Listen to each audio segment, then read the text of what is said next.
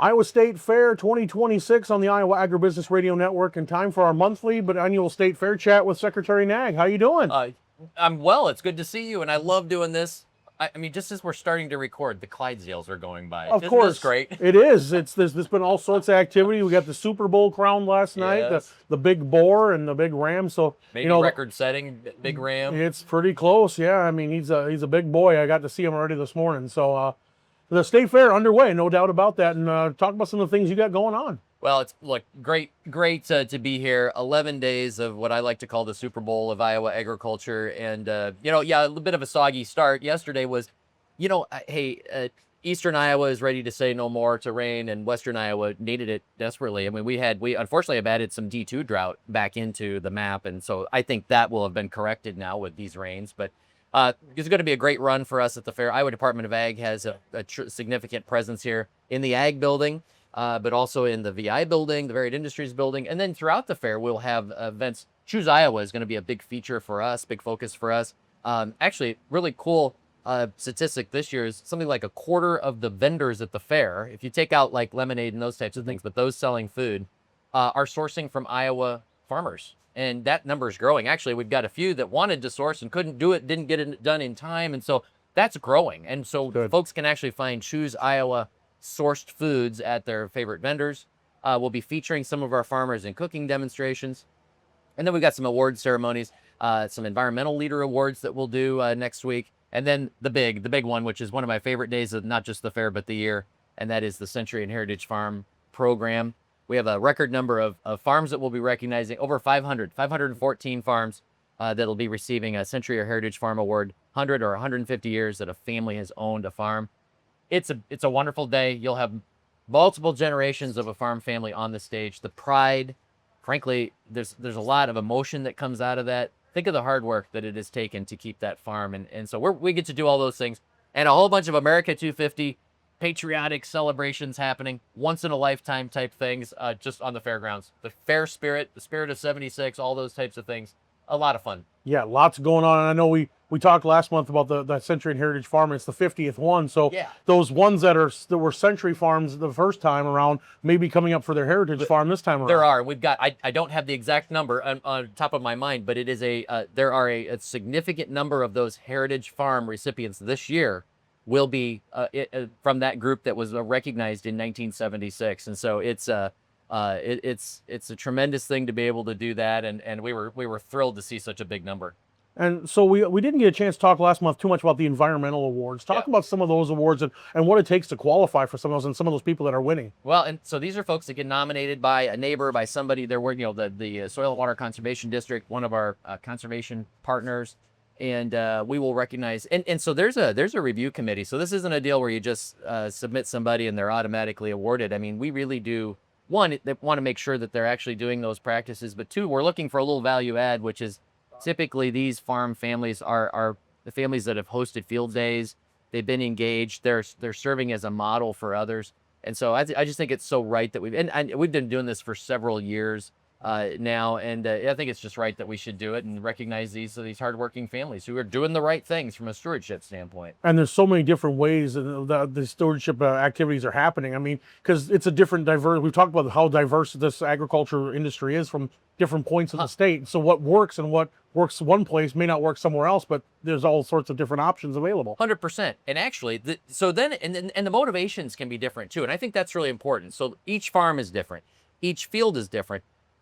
Regions of the state are different. But then there are different reasons that families will make the choice. What inspired you to do it? What was the thing that made you, and maybe it's, hey, this is how my parents did it. We saw this soil erosion that we wanted to correct.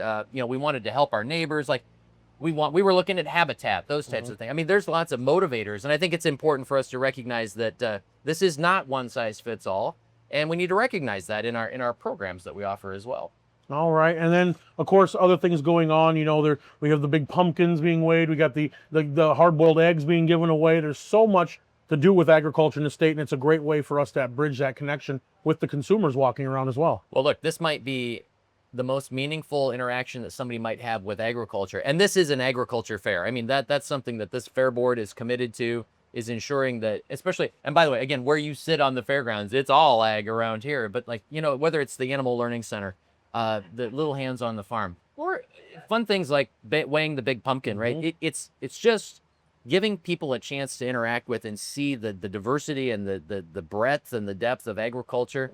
And of course, the other way is to experience it. You know, the beef quarters, the pork tent. You know, you then kind of pull that thread through, if you will, and you say you're getting a chance to learn about the production side of it, but you're getting to enjoy the results of that hard work in the form of this great food as well. So really, really trying to stress that.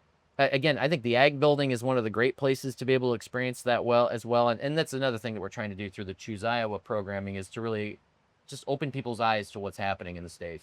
And I know we're going to have a lot of members of the Trump administration here, a lot of the cabinet members here. Of course, we'll be talking to Senator Grassley later on this morning, too. Farm bill's got to be something they're going to be hearing. I know, obviously, the administration can't do much about that, but farm bill, trade, things like that are going to be stuff that they're going to be hearing a lot about, I think, from farmers. You know, Chairman G.T. Thompson from the House Ag Committee will be in the state as participating in Governor's Charity Steer Show. You know, look, G.T. did his work. The House did their work. It's the Senate that we need to see action.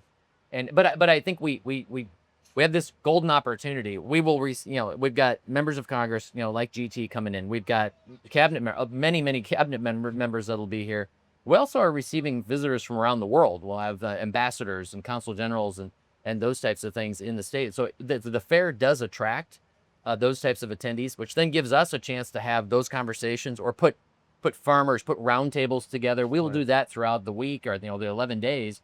And make sure that we're taking advantage of those opportunities as well, to make sure that people are hearing about our concerns about, and maybe the urgency that we feel to bring this policy, these policy questions to a close. Year-round access to E15, get the farm bill done, those types.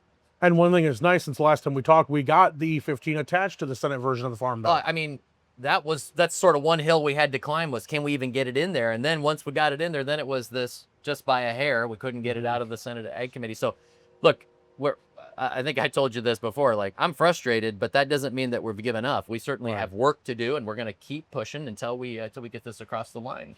So I know you've got to go out there and inspect the quality of a lot of things as Secretary of Agriculture. I know the shake shed is one of them.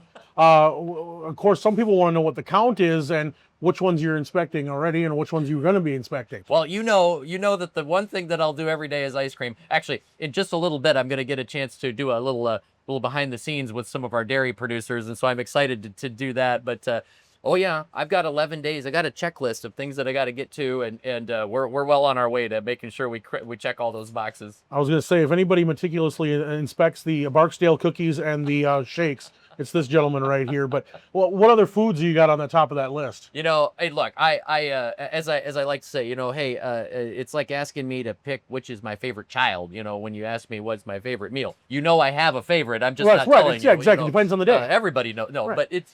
And that's the fun thing. I started with a hot beef sundae, which is actually celebrating 20 years. I might have had the original. No, I didn't have the original one, but 20 years. And so things like that. I will spend a fair amount of time in the pork tent as well, pork chop on a stick and those types of things. But I get around. I like to make sure that I'm experiencing all that there is to offer here. Even the craft beer tent has a Yield of Dreams brew that has got some good Iowa corn in it, Confluence and Big Grove. And so I might even have to have a beverage as well to celebrate value-added agriculture. The trials of being the secretary. It's tough work, but it's somebody's got to do it. Well, Secretary, we thank you so much and look forward to hearing more about who the winners are and who all the honorees are. All that coming up here later on at the Iowa State Fair. Yeah, what a great event.